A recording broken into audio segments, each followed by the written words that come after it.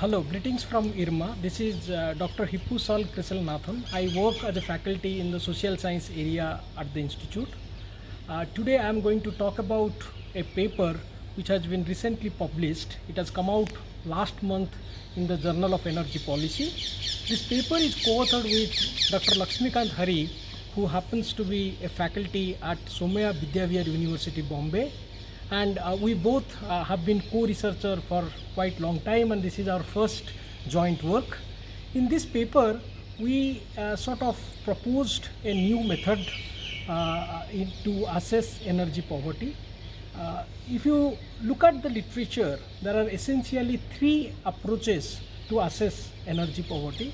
The very first approach, which is called economic approach, has the limitation of dividing the population into two halves quite arbitrarily. I mean, that basically relies on the notion of poverty line, in this context energy poverty line, where people above the poverty line would be called energy non-poor and the below the poverty line would be called energy poor. And this also has the limitation that more or less the income poverty line works as a proxy for energy poverty. The second approach, which is called engineering approach, is a calculation intensive approach, and this approach has the limitation that it focuses on quantity of energy or the quantum of energy, which is less meaningful. I mean, if you say the same quantum of energy can give different energy services depending upon the efficiency of the energy device. And of course, again, like the income based approach or the economic approach, the engineering approach also suffers with the arbitrariness of the cutoff. Like, certain quantity of energy, if you are above, you are called energy non-poor, and if you are using certain below that quantity of energy, you are called energy poor. We basically employ the third approach that is in the literature, which is called the access-based approach. And while we follow that approach, we basically make two major departures from the conventional method.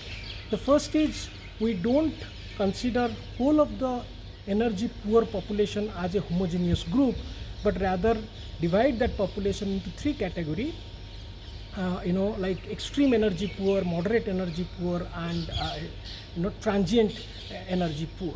And that division we make on the basis of their access to modern energy fuel in terms of cooking and lighting energy services.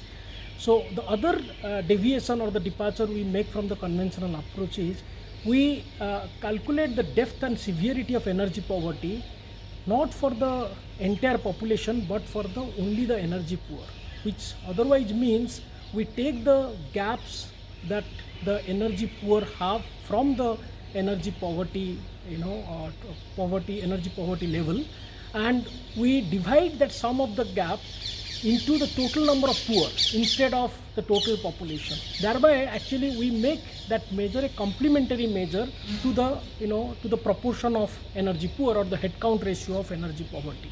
So the headcount ratio of energy poverty would say what proportion of population are energy poor, and this measure of depth and severity would say how much poor the energy poor are. And in this sense, when we apply this measure to the Indian data, we do find that, for example, in the state of Gujarat, there is a less proportion of energy poor compared to state of Bihar. So in state of Bihar, which means there is a larger proportion of the state population who can be called as energy poor. But if you compare the depth, the depth and severity in terms of the way we compute here, we find that the Gujarat's energy poor is poorer than the average Bihar's energy poor. And we actually, by this way, we make the measure more policy sensitive, and this actually would direct the programs and the actions against energy poverty or fight against energy poverty more effective. Thank you very much.